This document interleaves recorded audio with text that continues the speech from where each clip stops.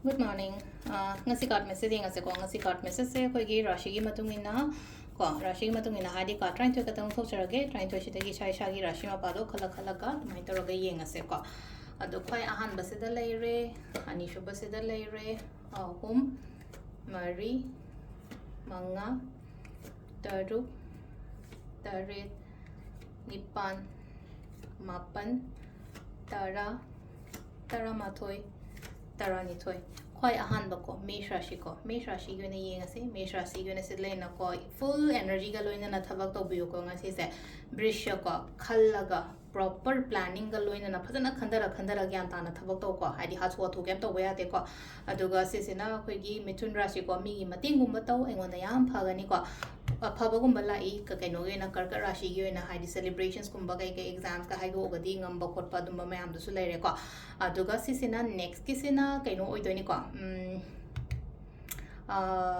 singer rashi gi su leina ko hadi khallaga yamna 10 kappa gi tapten 10 kappa ga de pangkap ta kappa ya dena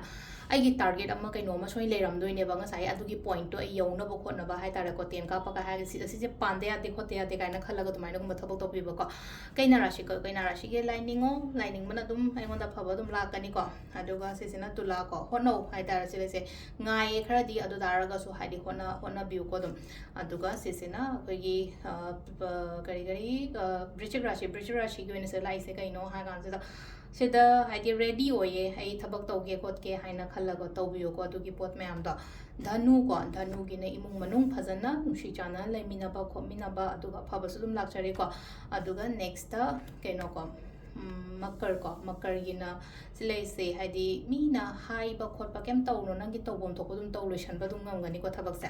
aduga sisena akoi gi keno ko kari